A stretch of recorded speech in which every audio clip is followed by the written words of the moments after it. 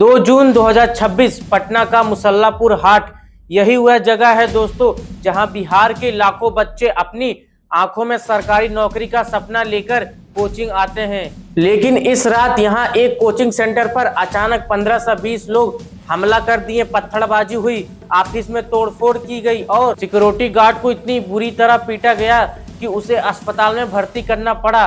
फिर अंधेरे में गोलियों की आवाज गूंजने लगी। ये कोई आम कोचिंग सेंटर नहीं था दोस्तों, ये कोचिंग सेंटर था खान सर का, वही खान सर जो आज पूरे देश के सबसे बड़े और मशहूर शिक्षक में से एक हैं। लेकिन इस कहानी में असली मोड़ तब आता है जब कुछ ही दिनों में जिस व्यक्ति पर हमला हुआ था वही इस पूरे मामले में आरोपी बना दिया जाता है। खान सर पर हत्या के प्रयास और अष्ट एक्ट जैसी गंभीर धाराएं लगा दी जाती है।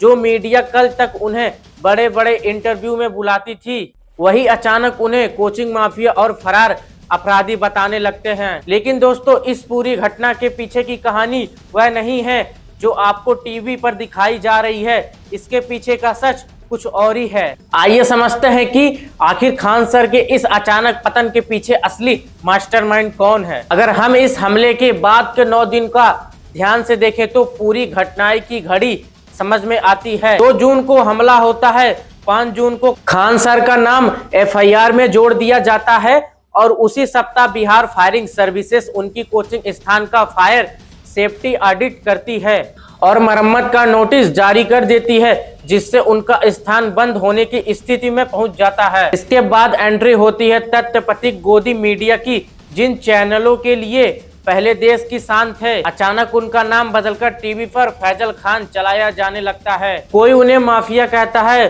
तो कोई उन्हें जमीन कब्जाने वाला बताता है। यहाँ तक कि समाचार एंकर अंजना ओम कश्यप ने उनके खिलाफ दिल्ली हाईकोर्ट में 2 करोड़ रुपए का महाआनी मुकदमा भी दायर कर दिया है। सिर्फ 9 दिनों के भीतर एक देशभक्त शिक्षक को देश के सबसे बड़ा दुश्मन बनाकर पेश किया जाने लगता है। लेकिन सवाल ये उठता है दोस्तों, क्या ये सब एक कोचिंग स्थान के विवाद की वजह से हुआ? और जवाब है बिल्कुल नहीं। इस कहानी की शुरुआत 2 जून को नहीं बल्कि 3 मई को हुई थी। 22 लाख से अधिक छात्रों ने नीट परीक्षा दी थी। जैसे कि आप जानते हैं, पेपर लीक का मामला सामने आया और 12 मई को परीक्षा रद्द करनी पड़ी। इस पेपर लीक के खिलाफ जिस एक शिक्षक ने सबसे खुलकर और सबसे तीखी आवाज उठाई वह थे खान सर। उन्होंने नेशनल टेस्टिंग एजेंसी NTA को खुलकर चोर कह दिया। उन्होंने देश के सामने उन छात्रों का दर्द रखा जिनके माता पिता अपने गहने गिरवी रख के और ट्रेन के डिब्बे में भीड़ के बीच सफर करके परीक्षा देने पहुंचते हैं। उन्होंने शिक्षा मंत्री के इस्तीफे की भी मांग की। लेकिन मीडिया ने क्या किया? 29 मई को एक बड़े डिबेट शो में सरकार से सवाल पूछने के बजाय समाचार एंकर अंजना ओम कश्यप ने उल्टा YouTube शिक्षकों को ही जिम्मेदार ठहराना शुरू कर दिया। उन्होंने कहा कि ये YouTube स्टार टीचर सिर्फ व्यूज और पैसों के लिए ये सब कर रहे हैं। जब खान सर ने इसका जवाब देते हुए मीडिया को फ्रॉड और फेक न्यूज की दुकान कहा तो इनके खिलाफ पूरी तंत्र सक्रिय हो गई। दोस्तों, खान सर ने 2019 में एक छोटे से कमरे से बिना किसी बड़े मीडिया हाउस या राजनीतिक समर्थक के अपना YouTube चैनल शुरू किया था और आज उनका प्रभाव इतना बड़ा हो गया कि पूरी व्यवस्था उनसे डरने लगी। यही यूट्यूबर की असली ताकत है। यह मंच एक आम इंसान को भी उतना ही अवसर देता है जितना किसी बड़े हस्ती को। अब वापस आते हैं 2 जून की रात की घटना पर। शुरुआत में पुलिस का कहना था कि कोई फायरिंग नहीं हुई, लेकिन अगले दिन एक वीडियो सामने आया जिसमें खान सर के 2 गार्ड हवा में गोली चलाते हुए दिखाई दिए। पुलिस ने उन्हें गिरफ्तार किया और दावा किया कि खान सर ने ही उन्हें गोली चलाने का आदेश दिया था। लेकिन खान सर का पक्ष बिल्कुल साफ था।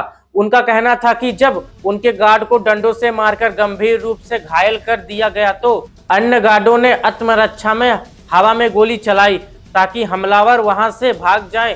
यदि किसी गार्ड के पास लाइसेंसी हथियार हो तो क्या वह अपनी जान जाने का इंतजार करेगा? दोस्तों, बात सिर्फ खान सर की नहीं है।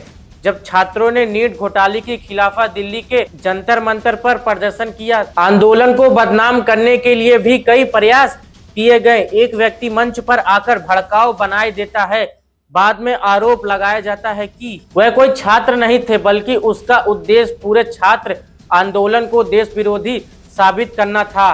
असली मुद्दे पेपर लीक से लोगों का ध्यान हटाया जा सके। सच्चाई यह है दोस्तों कि देश का युवा आज भ्रष्ट शिक्षा व्यवस्था और बार बार होने वाले पेपर लीक से पूरी तरह परेशान हो चुका है। और जब लोग एकजुट होकर अपनी आवाज बुलंद करते हैं तो कई बार उनकी आवाज को दबाने या उन्हें बांटने की कोशिश की जाती है। खान सर को इसलिए निशाना बनाया गया क्योंकि उनकी आवाज बहुत बड़ी है।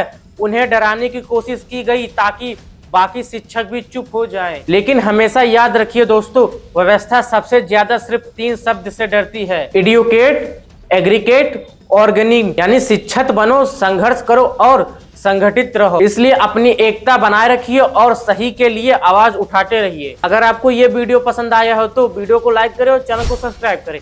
मिलते हैं किसी नेक्स्ट वीडियो में किसी नेक्स्ट टॉपिक के साथ।